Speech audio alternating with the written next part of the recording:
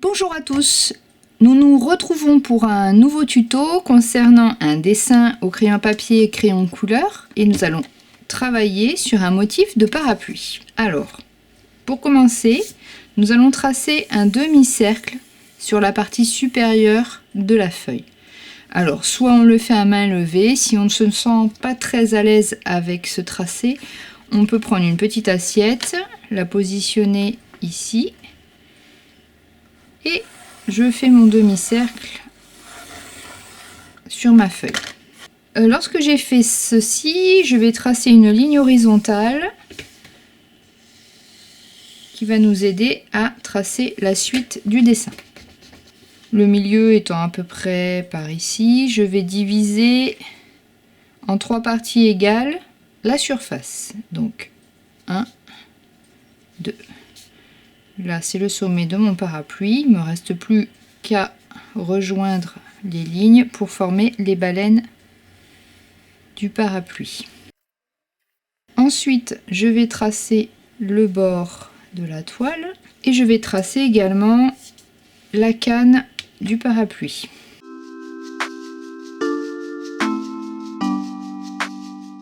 Voilà, mon parapluie est tracé. Je vais passer désormais à la phase de coloriage. Donc je vais travailler avec 3 couleurs primaires qui sont le jaune, le rouge et le bleu. De cette manière-là, je vais vous montrer comment on peut ombrer suivant les couleurs et avec quoi on va pouvoir travailler justement pour faire des ombres. Parce qu'on pourrait penser que pour faire des ombres, on va ajouter du noir à la couleur. Dans cet exercice-là, vous allez voir qu'on ne mettra pas de noir. On va travailler avec les couleurs complémentaires et les couleurs primaires. Donc je vais commencer par jaunir la première zone du parapluie. Donc je tiens mon crayon relativement loin de la mine et je vais travailler avec toute la mine de mon crayon, pas juste la pointe.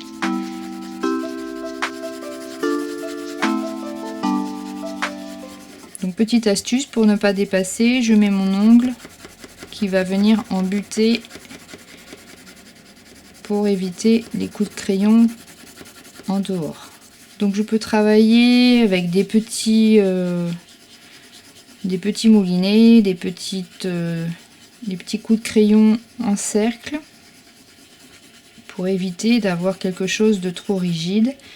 Et ça permet de remplir vraiment toutes les aspérités du papier convenablement. Donc pour travailler les ombres sur une couleur jaune, je vais travailler avec sa couleur complémentaire. Donc qu'est-ce que c'est que la couleur complémentaire? Eh bien c'est pas compliqué. Nous avons 3 couleurs primaires. Nous avons du jaune, nous avons du bleu, et nous avons un rouge magenta. Ça, ce sont mes couleurs primaires. À chaque couleur primaire correspond une couleur secondaire. Donc les couleurs secondaires, par exemple, c'est quand je mélange du jaune et du rouge ensemble, ça me fait une teinte orange.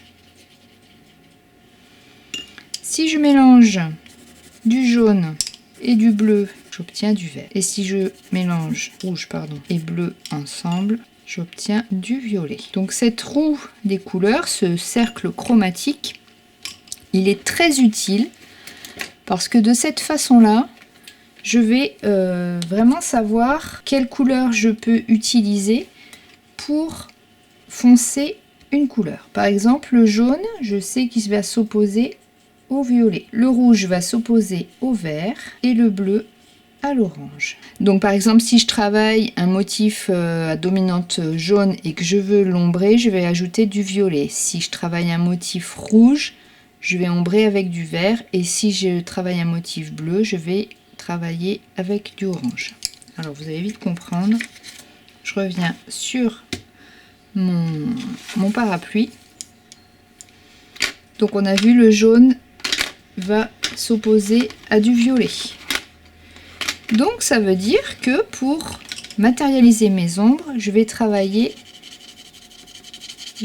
ombrer avec mon violet ici en bas dans la partie rentrer et on voit déjà, ça ressemble à du gris, quelque chose d'assez foncé, mais qui reste assez dynamique. Donc ce violet va être très utile pour travailler mes ombres. Je peux également rajouter un petit peu de couleur ocre. Donc ce ocre jaune va me permettre de faire un dégradé un petit peu plus doux et d'améliorer mon ombre.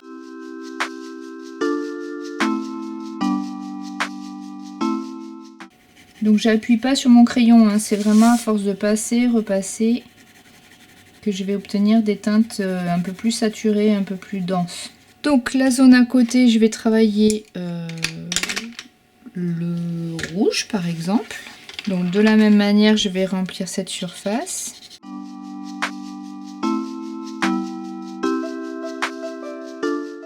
Donc on a vu que la complémentaire du rouge, c'était le vert. Donc de cette façon-là, je vais pouvoir positionner dans le renflement de la toile un petit peu de vert en superposant avec mon rouge de manière à foncer cette couleur primaire. Donc voilà, plutôt que de foncer avec du noir, les complémentaires c'est vraiment très intéressant comme travail, que ce soit en peinture, en aquarelle, dans toutes les techniques.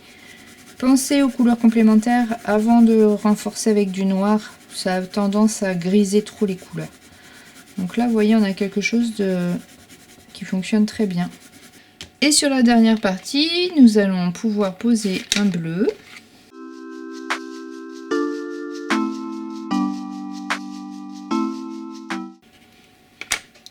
Et comme on l'a vu, la complémentaire du bleu, ça va être du orange. Donc je vais venir avec un orangé.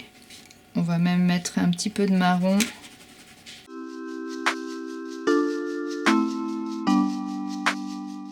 Je vais peut-être rougir davantage avec un rouge un peu plus sanguin. Voilà, donc on a vu comment ombrer les trois couleurs primaires. Il me reste à accomplir la canne du parapluie, le manche. Donc je vais travailler avec un gris et je vais foncer cette partie là qui est directement sous la toile. Et je vais l'éclaircir en allant vers le bas pour vraiment donner la sensation d'ombre. La lumière, on a vraiment l'impression qu'elle arrive de droite, donc on va ombrer un petit peu à gauche pour donner le volume. Et pour la poignée, eh bien on va travailler une teinte de bois, couleur bois. Pareil, on va rester clair à droite.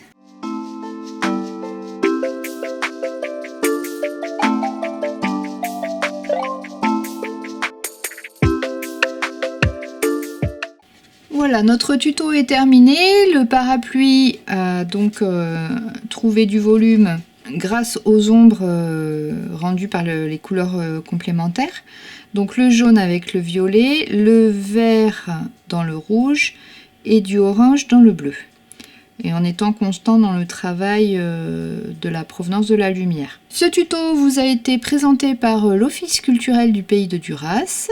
Et je vous invite à retrouver ma chaîne YouTube pour d'autres tutos concernant les arts créatifs. Je vous invite également à consulter ma page Facebook, La Récréation, et le blog Mickaël Delamay. À très vite, bonne création!